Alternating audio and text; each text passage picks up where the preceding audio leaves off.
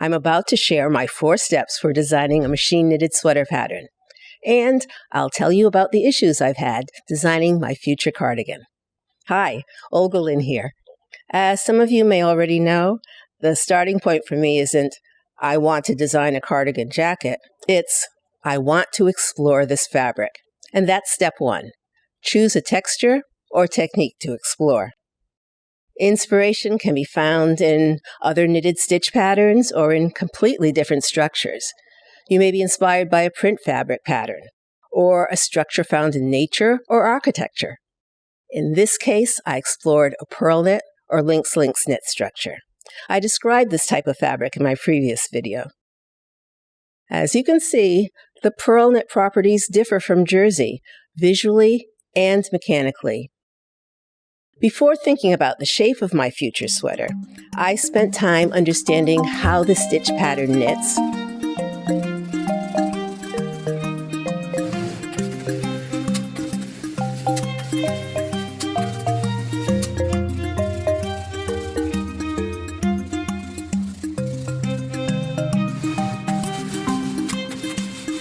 How stable or unstable it is, and how it responds to handling. That means swatching. That's the second step. Knit and test the swatches. And it isn't about gauge at this point. It's about fabric behavior. Purl knit fabrics stretch differently and drape differently than other types of knits. I tested variations of the stitch size, tension, and yarn choice, and I washed and dried the fabric. Once I had something I liked, I calculated the gauge. And I imagined the fabric as a garment. For my last blog post and video, interestingly, I received email and a comment from people who also imagined the fabric as a cardigan jacket. And another commenter helped me make a final decision on the colors. Thank you.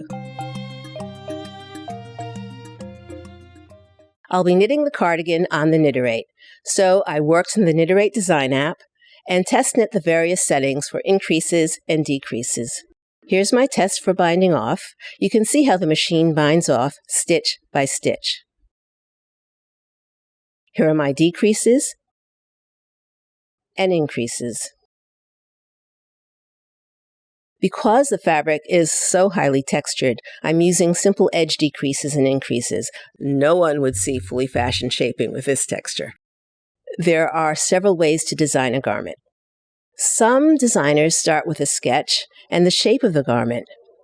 Then they'll swatch to find a stitch structure that works.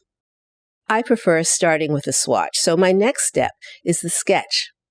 It could have been a rough sketch, but for this project, I made a colored flat drawing, taking advantage of my previously taken videos of the swatch.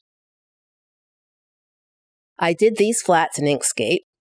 Many people use Illustrator. My flat drawings are very quick, very 2D, with no hint of drape.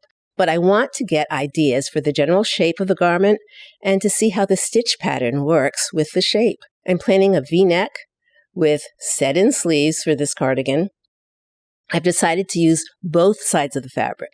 The technical face, the side with the most knit stitches, will be used for the right front.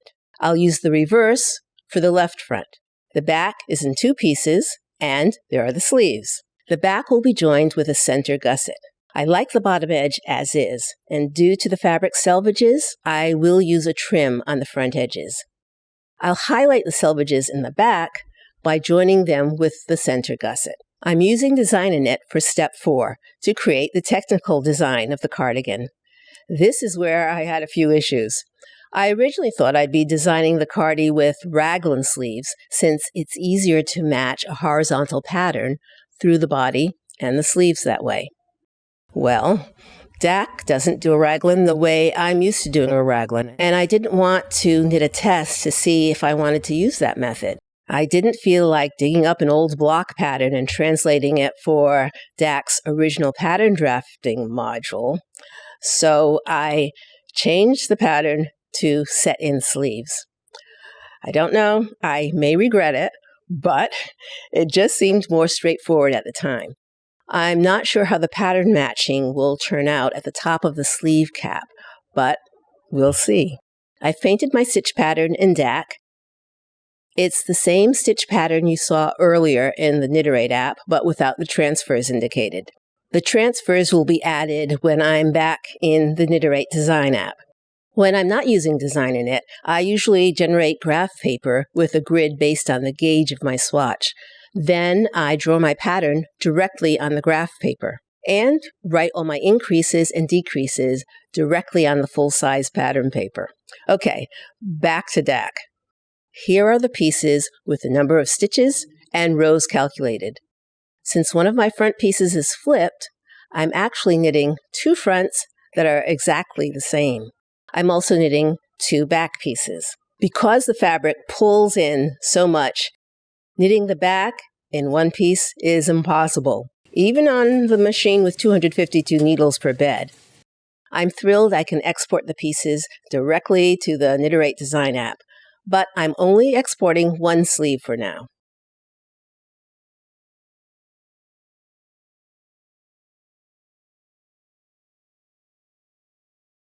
This is where I'll add the front-rear transfers command in order to transfer stitches between the beds as needed.